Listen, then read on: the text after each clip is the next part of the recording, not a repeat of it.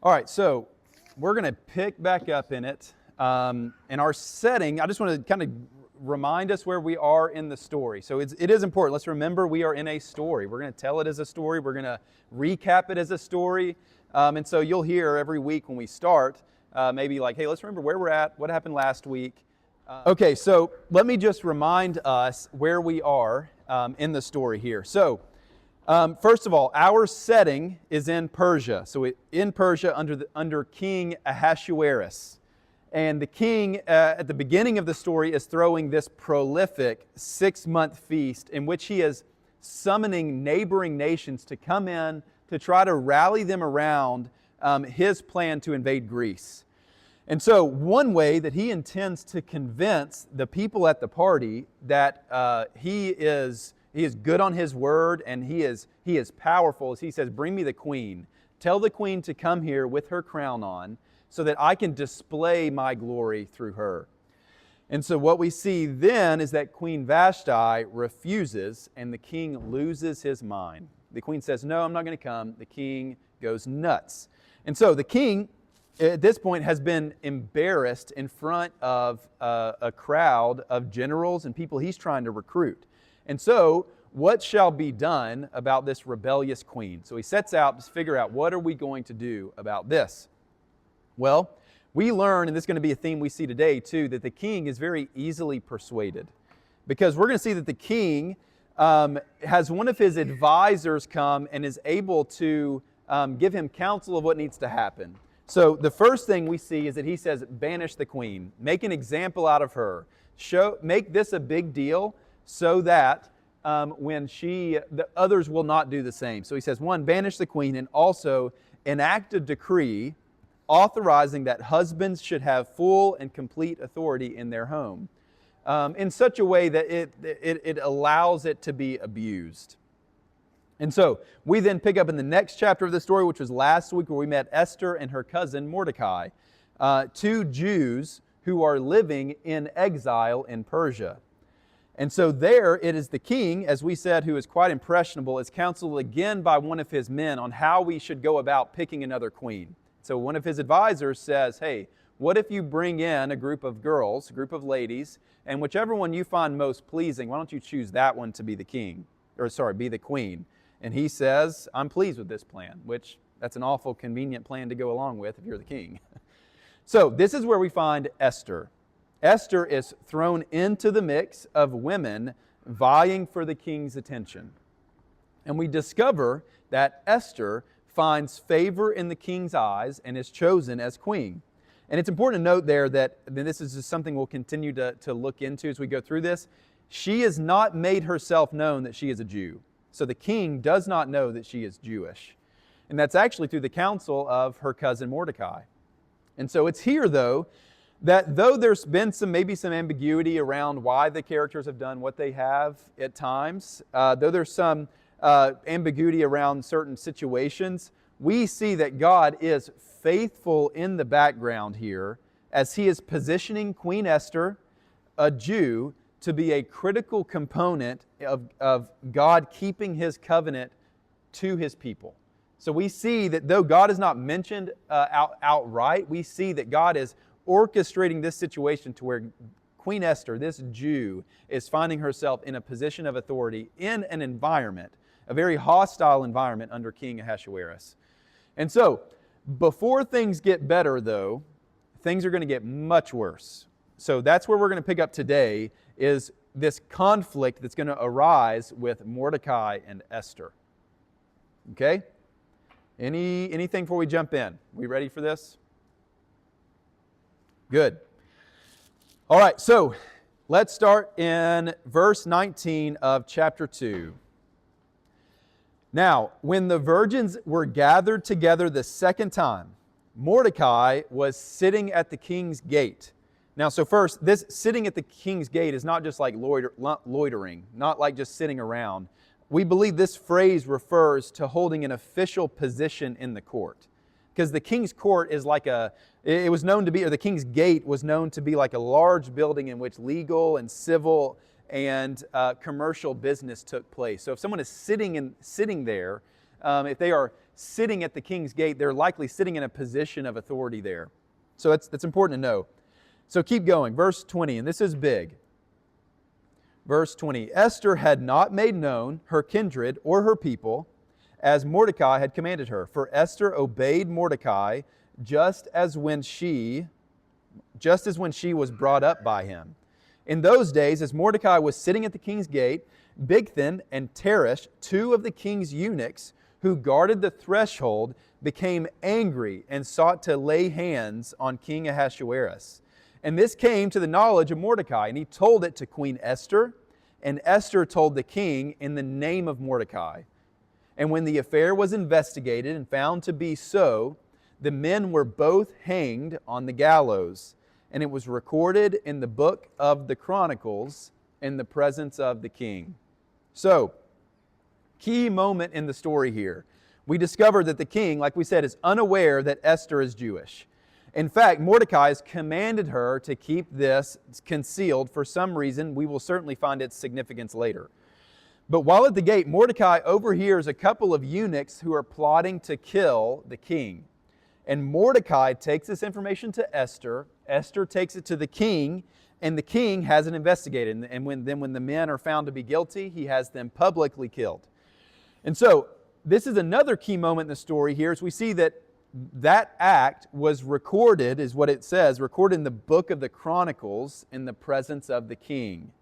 And so the historian Herodotus said that it was common for these books, these chronicles, to be kept in the Persian archives, and there would be a list of really like the king's benefactors. So when someone did something that was pleasing to the king, that honored the king, they would write it in this book and they would keep it on the shelf. Who has served the king well?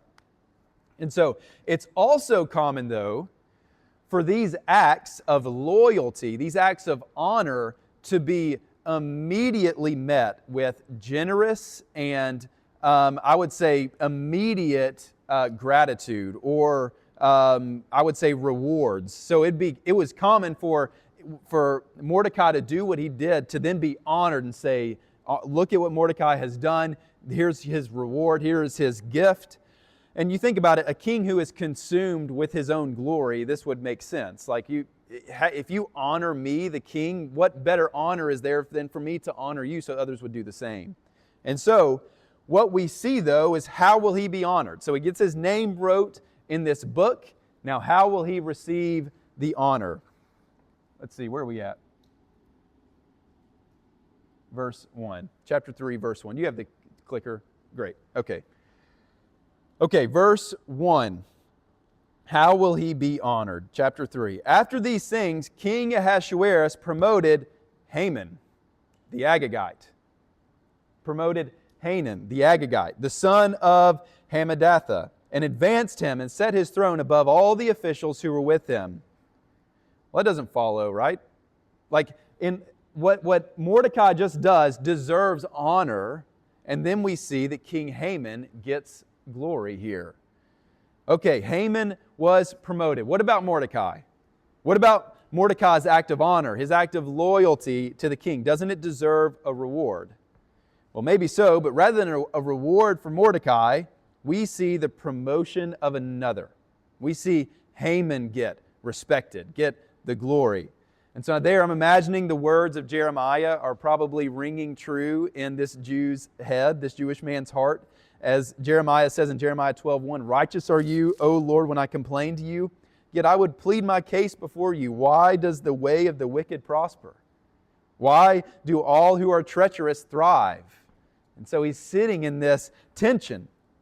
And I really think all of us would find some relatability here. I'm sure that we've all experienced moments where we might feel like, how did they get the opportunity? I deserve it. Or I've worked so hard and gone unnoticed. I've gone unappreciated. Or why did they get something I longed for? Or it just isn't fair. I would say we would all say that we have experienced those feelings of injustice. Injustice. These feelings that would have been aroused in Mordecai here as he stands and watches someone else get the promotion that he feels that he deserves. And so here, I think, is a great opportunity for us to consider God's providence through life's injustice. God's providence. This is God's protective, sovereign plan of God when life seems unfair. And so, I want to place ourselves in the position of Mordecai here, or I guess in our own position also. I want to meet us in those feelings of injustice, wherever it would be that we fill in the blank there of when we have felt those things, and show us why God's providence, His protective and caring plan, is really comforting for us, even in injustice, even when things are unfair, especially when things are unfair. So first, I want you to think about what's happening in the text. So Haman is rising to power, and Mordecai gets nothing but his name in a book. And that would not be very satisfying.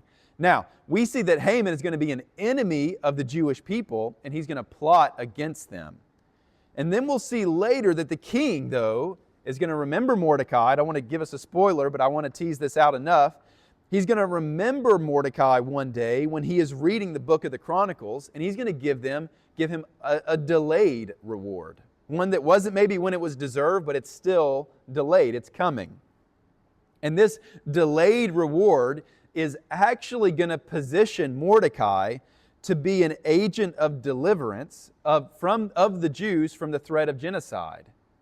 And so, had Mordecai been rewarded immediately, as was the custom, he may not have had the opportunity to be the crucial link in the story of God's people. You see that? And so, God is sovereign over all of life, even in the moments of injustice, even in the moments that we do not get the credit or the appreciation that we feel that we deserve. God has intentions even in that. Now, listen, I'm not trying to say that God is always setting up a delayed reward. Because we may find that we're not guaranteed to reap something later in life. It may be that the reward comes in the kingdom of heaven. But what I am saying is that the injustice that is done to you, the unfairness, the perceived unfairness, is not lost on God. What I mean by that is that your hard and honorable work, even if it is not rewarded, is seen by God. Your sacrifice, even if it gets no attention, is seen by God. And He would invite us to find our contentment in His delight in us rather than the praise or attention of man. He would invite us into that. He would invite us to trust that even the praise and the accolades that we receive or that are withheld from us fit within His good and loving plan He has for our life.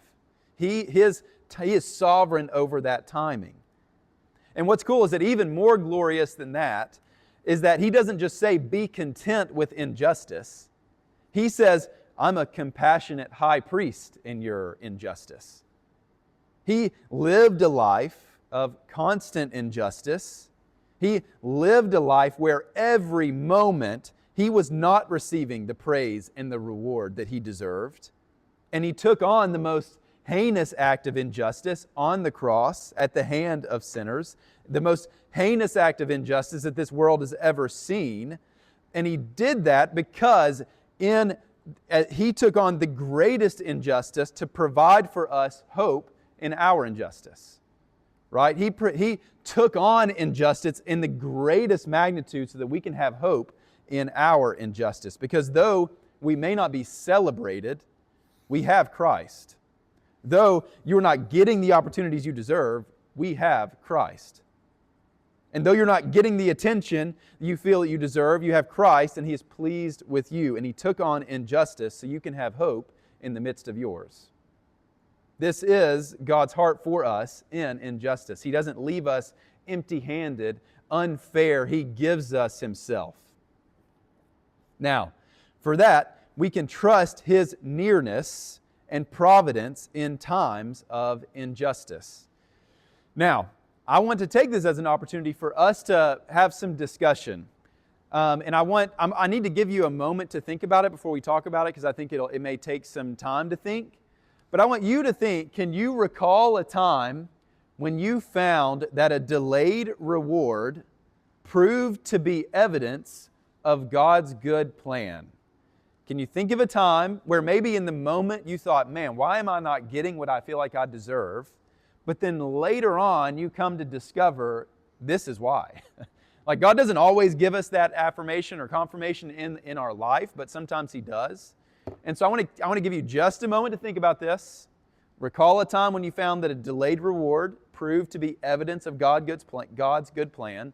Think about it a second, then I want us to discuss it. All right. Could somebody kick us off?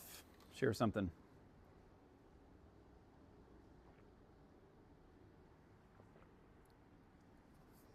Tim and I were thinking about, you said the word position, that the delayed reward wasn't just the reward, but it was also a position. Mm-hmm. And that's exactly how we felt about like when Tim did not get into medical school. Yeah. After trying and sacrificing years and years of work, and Mm-hmm. then to get waitlisted and then rejected, Mm-hmm. and it feels like what's wrong, you know? Yep. Like why didn't I get what I worked for, and Mm-hmm. why did they not notice my value? Like all these things.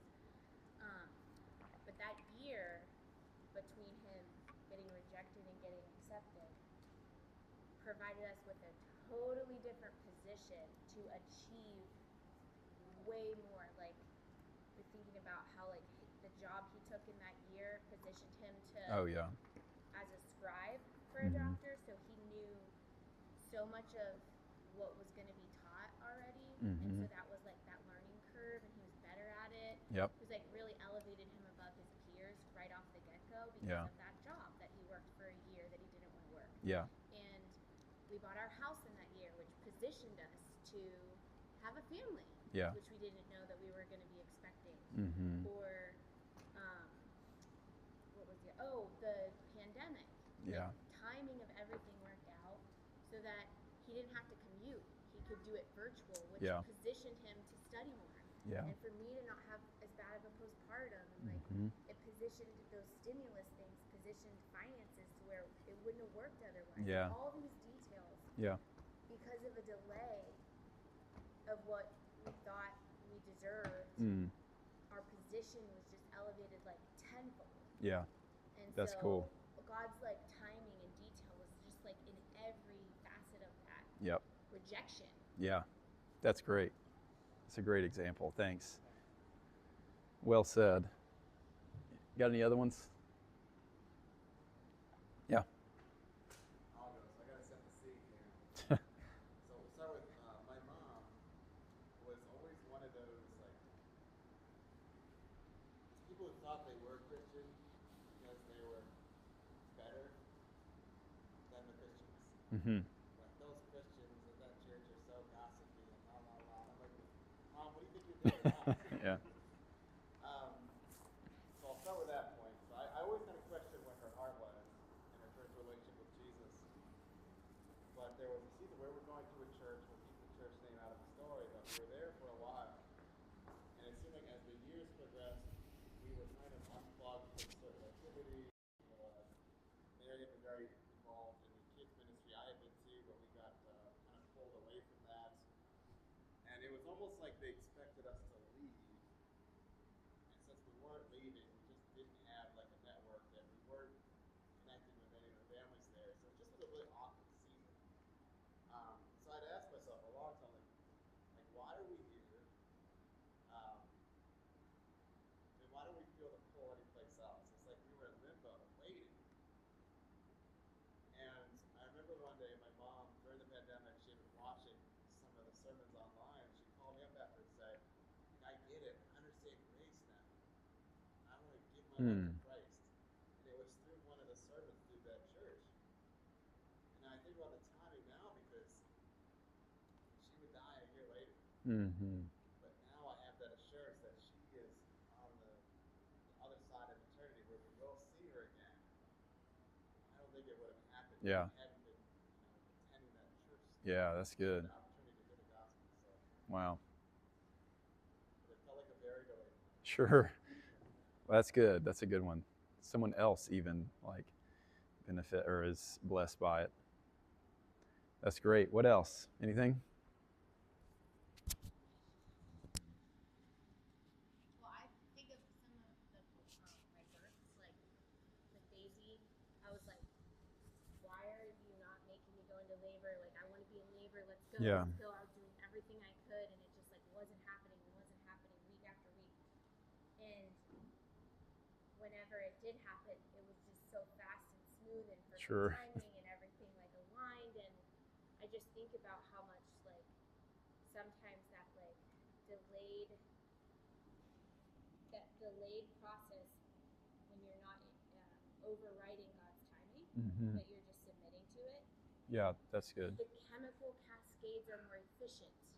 You're not having to like propel something; it's propelling you. Sure. And you're just submitting to like the design of what His order is, and like it like taught me a lot because it was like hard to just wait. Sure. And like be like, but I could just do this thing and it could get going, and it's like, but I know I'm not supposed to. And so I don't know. I think about how like clean the process was and how I felt afterward, just chemically balanced and like well. Yeah.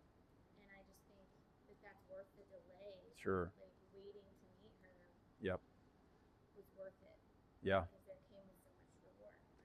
Well, Further add to your delay. Yeah. It was like 4 a.m. It's like I'm going into labor. We should go. I'm like, oh, you just went into labor. I'm gonna like make some coffee, get some breakfast going. Yeah. And we made it there 5 minutes. Oh my gosh. That's crazy. I was like, I'm gonna wait in the car. You need to hurry up. Stop making your French press. Let's go. Oh, that's funny. It was so quick and like blessed. It just Sure. was like really blessed. That is wonderful. That. Yeah. I think as you guys have been sharing, I can think now that I'm thinking about it, I think of many, many times like where specifically one would be, I felt like we were getting passed up. It's almost harsh to use that term now when you look back, but it felt like we were just never getting the ministry opportunities we wanted in Tennessee, like in our church. Like it seemed like we kept getting passed up, and I'm like, what in the world is going on? I remember us sitting in our driveway like, I feel like we're ready. I feel like we deserve this. One, I think God was protecting the people who we would be leading, like we weren't ready, but also like He was making a way for me in the company I work for I still work for. So it's just, if we really stop and let ourselves think about the way that God orchestrates our life, sometimes despite us, I think gives us a sense of patience and trust when we find ourselves in times of injustice, unfairness. Why am I not getting this reward? Why am I not getting this attention? We can think God orchestrates even those details for our good. And we see perfectly in this picture, this delayed reward to Mordecai is going to lead to not just his blessing, but the blessing to his people, to us as a result of it. And so let us just be people who are not so, what's the word we live in now? We want immediate gratification. Let us be people who allow ourselves to trust in God's sometimes delayed reward as it fits in His purpose, and not so consumed with immediate gratification. Okay, any other thoughts on that before we move on? I feel like Kate's story. That's right. And the thread, I don't know all the circumstances. I just know what I read there. Yep. I know their whole family was questioning whether or not. That's right. Tennessee was the right move, and then apparently just got baptized. I know. Grandma, so that's really cool. It really is. That was even special for us as a church to like, it was hard for us. Like, why are we sending them away? Like, there's still work to do. There's still but to see that is like, oh, this is good. Like it allows us in the future to trust in those things. Like God is in control of these types of situations. Yeah.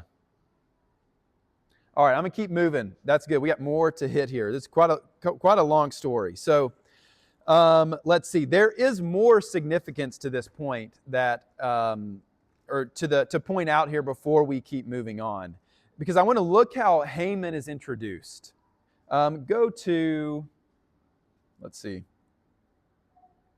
Yeah, look how Haman is introduced. Haman the Agagite. The Agagite. Okay, so it was common in Jewish literature for the way that someone is introduced to play a big part in their story. It's pretty, we do it now as well in stories. Like if I'm going to tell a story about like an underdog athlete who's going to rise up and win the race, I may start telling the story by saying he was a courageous guy, or he was resilient. You know, you're telling parts of an aspect about him that's going to play into the story later. And that was common in Jewish literature too. So he's saying he was an Agagite, and that is significant. So if we think about let's see, an Agagite, and then also how was Mordecai introduced? Trivia here. How was Mordecai introduced? Do we know? He was a Benjaminite.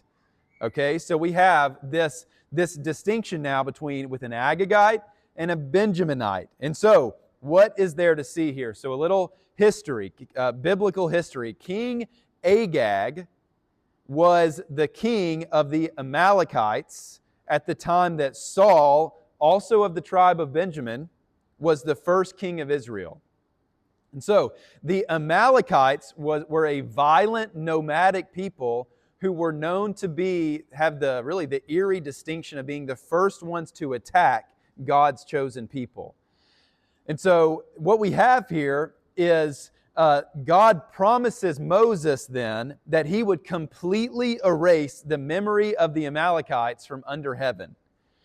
And so God commanded Israel, once they were settled in the land, He commands them to be agents of His promise and war against and eliminate the Amalekites. And so, back to King Saul. So King Saul comes to power, and God instructed him through Samuel, and this is your part, Ryan, Saul and the Amalekites. Through Samuel, he says, go and attack the Amalekites and destroy everything. He says, men, women, children, slaves, cattle, farms, everything. Everything must be destroyed. Fulfill my promise. And so, Saul did attack the Amalekites, just as he was instructed, but he took King Agag. There's the Agagite reference. King Agag alive, and he spared his life, as well as sparing some of the best sheep and the cattle of the land. And so this act of disobedience here, and catch me on this, has created this generational ripple effect. Because for centuries after Saul spares Agag's life, Israel has these perennial enemies that were called Agagites. The Agagites continue to be this thorn in the side of God's people. And so a Jewish reader is going to read this introduction, and he's going to understand that this Agagite presence, this Haman being an Agagite, is introducing yet another episode of this age-old conflict between Israel and the powers that sought to destroy her. So a Hebrew reader is reading this and saying, uh-oh, there they are again. And also, when they read this, the Agagite, they are saying in some form, is this the time that they overtake us? Like, is this the time that God is going to let us go? Is this the time that God is going to stop being faithful to us? Because they think, hey, He made His covenant with us, but now we're in exile. Is it still going to apply to us? He has been faithful through the disobedient times of the judges. He was faithful through the ups and down times of the kingdom. Now that the kingdom has fallen, is this the Agagite that's finally going to be the last straw? So you feel this tension building in the story where they're like, it could happen here. And so, is this the time where God is going to forsake His people? Finally let them go to their devices. Okay, let's see. This is where it heats up. So, let's start verse 2. And all the king's servants who were at the king's gate bowed down and paid homage to Haman, for the king had so commanded concerning him. But Mordecai did not bow down or pay homage. And then the king's servants who were at the king's gate, said to Mordecai, why do you transgress the king's command? And when they spoke to him day after day and he would not listen to them, they told Haman in order to see whether Mordecai's words would stand, for he had told them that he was a Jew. And when Haman saw that Mordecai did not bow down or pay homage to him, Haman was filled with fury. But he disdained to lay hands on Mordecai alone. So as they had made known to him the people of Mordecai, Haman sought to destroy all the Jews, the people of Mordecai, throughout the whole kingdom of Ahasuerus. Okay, so Mordecai refuses to honor Haman. It's not clear exactly why. It could be that Mordecai just didn't want to give honor due to God to a pagan king. That's a very real and plausible reason. It could be that Mordecai is upset with Haman because he got the promotion he felt that he deserved. We're not going to speculate on that. But in Haman's pride-driven fury, he decides to not just direct his anger towards Mordecai, but to continue the Agagite curse, and Haman sought to destroy all the Jews. Just eradicate them all. So let's keep reading. Verse 7. In the first month, which is the month of Nisan, in the 12th year of King Ahasuerus, they cast Pur. Okay, so remember this is the Feast of Purim that we'll talk about at the end. So here's a little bit of the backdrop here. That is, they cast lots before Haman day after day, and they cast it month after month until the 12th month, which is the month of Adar. And then Haman said to King Ahasuerus, there is a certain people scattered abroad and dispersed among the peoples in all the provinces of your kingdom. Their laws are different from those of every other people, and they do not keep the king's law, so that it is not to the king's profit to tolerate them. If it please the king, let it be decreed that they be destroyed, and I will pay 10,000 talents of silver into the hands of those who have charge of the king's business, that they may put it in the king's treasury. So he's appealing to King Ahasuerus by saying, hey, they're not honoring you. And if we take him down, I'll add even more money to your treasury. So, verse 10, look how easily he's convinced. The king took his signet ring from his hand and gave it to Haman, the Agagite, the son of Hammedatha, the enemy of the Jews. And the king said to Haman, the money is given to you, the people also do with them as it seems good to you. Okay, so there's some repeating themes in this book that I just want to point out when they arise. So here's an example. Haman's anger is kindled towards Mordecai, just as King Ahasuerus' anger was kindled towards Queen Vashti. And then in both situations, the discipline is going to extend past the person, past the offender, and is going to extend to an entire group of people. So not just Queen Vashti, but all the wives. Not just Mordecai, but all the Jews. And then also noted that this king's decisions in all cases are informed not by his own judgment, but by the desires of people around him. The king is gullible. The king is going to do what others are instructing him to do. Remember, Memucan advises the king on how to deal with Vashti. Then his personal attendants suggest how a queen should be chosen. And then again here, Haman informs the king what is in his best interest. And the king doesn't just agree, but he basically just gives Haman his ring, which essentially gives him all the power of the kingdom. And so it's really like the entire empire is orchestrated by this manipulation of the king. That is a dangerous place to be. Now, this also creates a very bleak situation for the Jewish people, right? Because look, their enemy now literally holds in his hand, like in the ring, holds in his hand all the power and authority to completely destroy them. You see that? And he's going to put his power to use. Look at this, verse 12. Then the king's scribes were summoned on the 13th day of the first month, and an edict, according to all that Haman commanded, was written to the king's satraps and to the governors over all the provinces and to the officials of all the peoples, to every province in its own script and every people in its own language. It was written in the name of King Ahasuerus and sealed with the king's signet ring. Letters were sent by couriers to all the king's provinces with instruction to destroy, to kill, and to annihilate all Jews, young and old, women and children, in one day, the 13th day of the 12th month, which is the month of Adar, and to plunder their goods. A copy of the document was to be issued as a decree in every province by the proclamation to all the peoples to be ready for that day. The couriers went out hurriedly by order of the king, and the decree was issued in Susa, the citadel. And listen to this. And the king and Haman sat down to drink, but the city of Susa was thrown into confusion. Yeah. What's a satrap? Satrap. That is a government term. Does any pull up a definition, Ryan? Because that'll probably define. It's I think it's like a lower level governing body. So you may have like the king. You know how here we have president, like state representatives, city mayors. Like I think it's similar to that. You have the king, and then you have lower levels, satrapies. I think. Let's see if we can get that up. When you find it, just stop me, Ryan.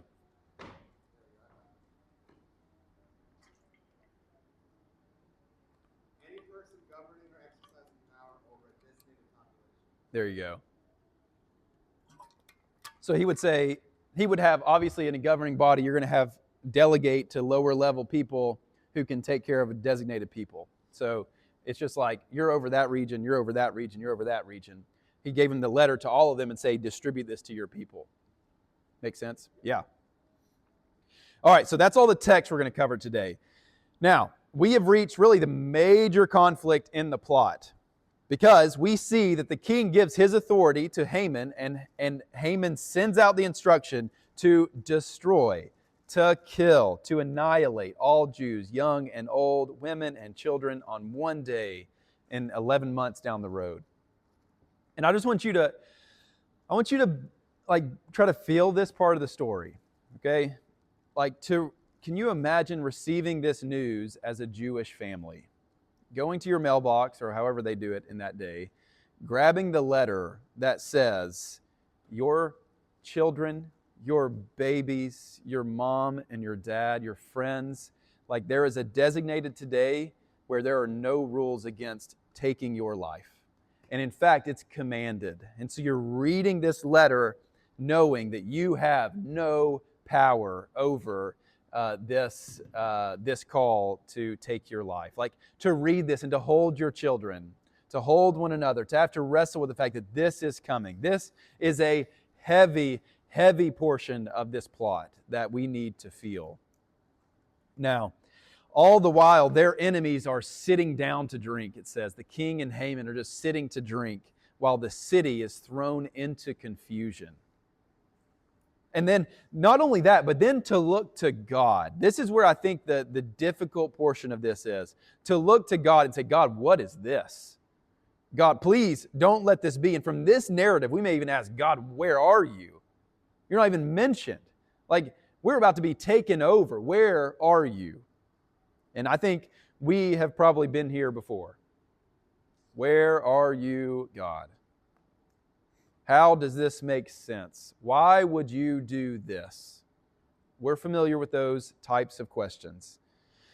And so what I want to do is show us that God is very near to His people, even in times like this. And I want to show you from the text. Notice when this edict goes out, verse 12. Look at when this comes out.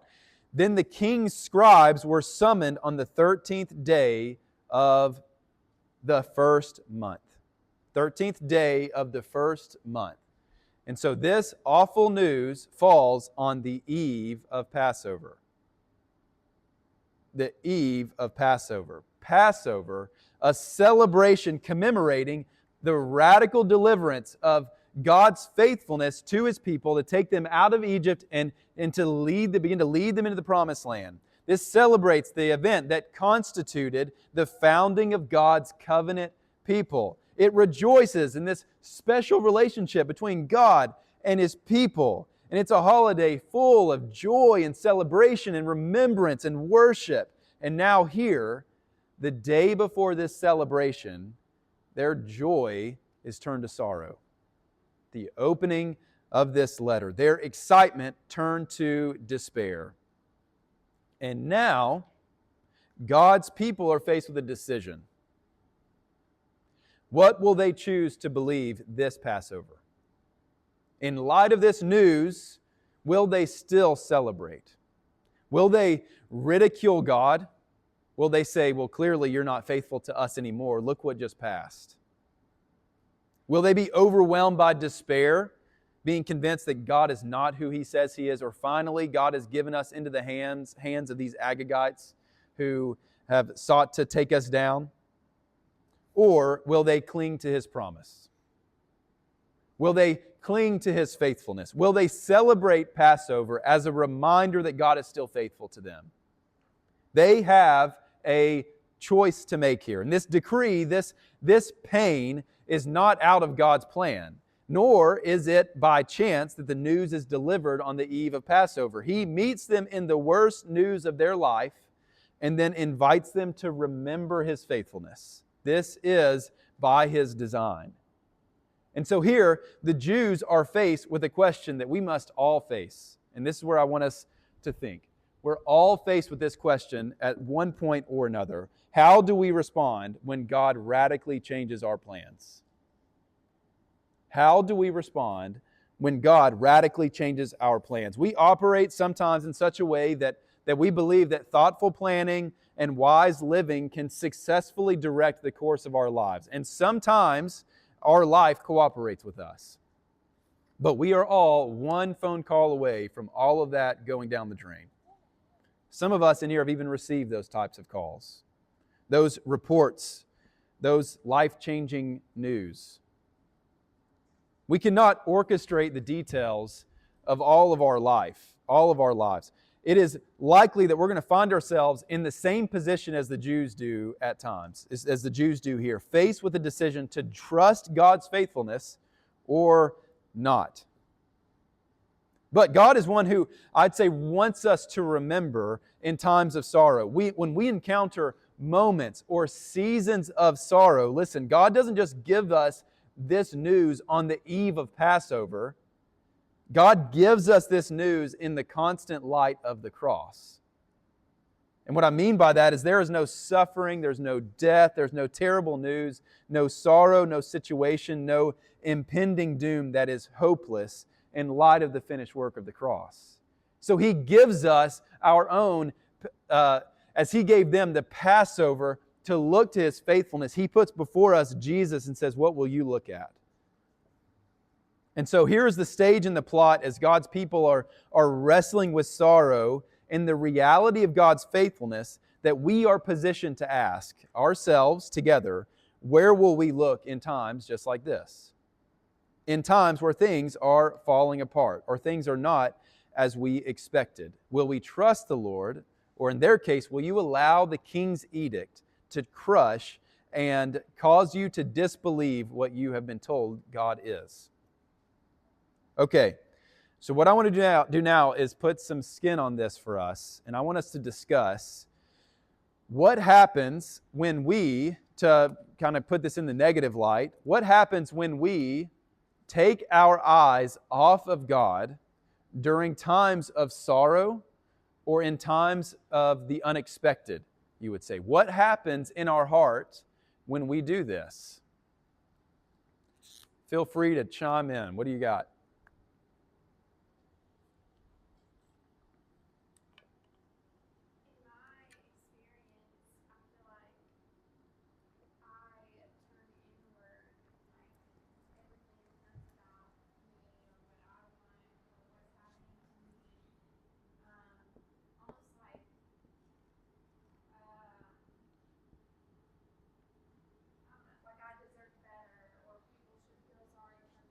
Yeah.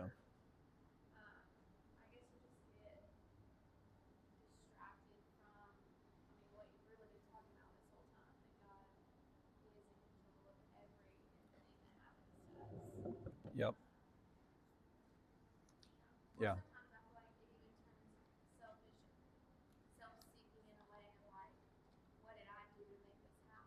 Yeah.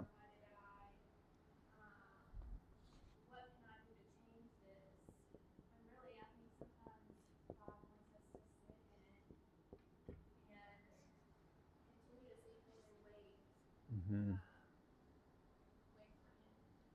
Yep. Excuse me. That's good. Yeah. I would imagine considering attempting to take the situation into your own hands instead of putting it in God. Yeah, for sure. We take it into our own hands. Take control. That happens. What else? Yeah. I think when we have those type of situations, it's never a fence straddling focus. Hmm. What I mean by that is either you're going to you can tackle the moment and still be a strong witness to God. Because I think if you're going through a tough season and you can still praise God in those moments, it's a very powerful testimony. Mm-hmm. But on the other side of the coin, which is more in line with the question, if you're negative, if you show no signs that you're leaning into the Lord, you can really hurt your witness. Sure.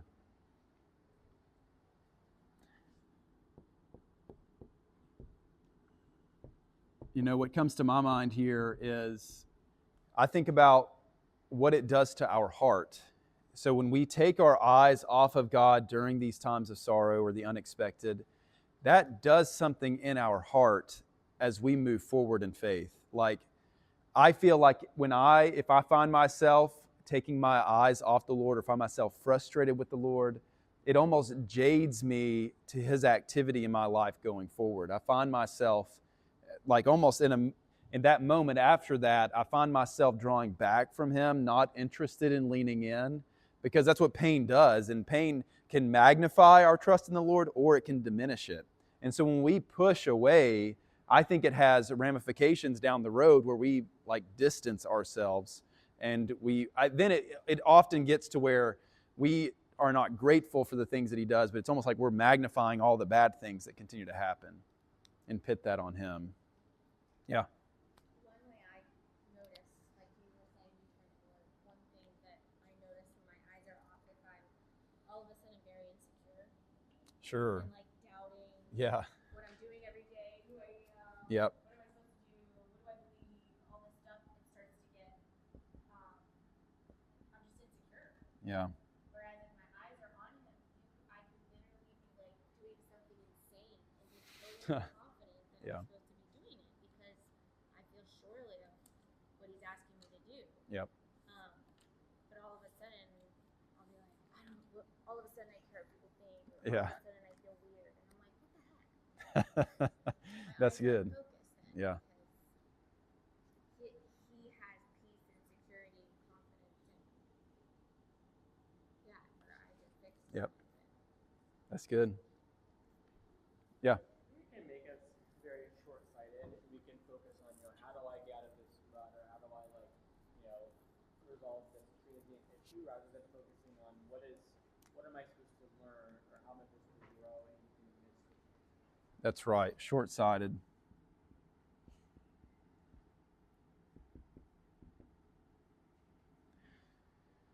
All right. If we got one more, I'm happy to take it. Otherwise, I'm going to close this up. These were two very simple themes that I wanted to hit from this text. There's a lot of text. It's part of the narrative sometimes, though, as we take a big chunk of this story and unpack from there what the story tells. But I want to honor the story and that we tell it. But I think what we see God's nearness in injustice. We see Mordecai getting this delayed reward. And we also see this invitation to hope in times of sorrow and fear. That's what I think is important. It is an invitation to hope, because we have to walk to the Lord in these times of pain. And so it takes work, us turning our heart there and not being jaded to it. And so we will see also just God's constant presence in our story. I mean, you think about even the song that Brian chose for us, Great is Thy Faithfulness. Like, what we're going to see here, even in this very dim situation for God's people, He is still very active, very faithful. And so next time what we're going to see is we're going to, I would say, step into probably the most well-known portion of the story where Mordecai is going to call Esther to action. Okay, Mordecai is going to call Esther to, are you going to take action here?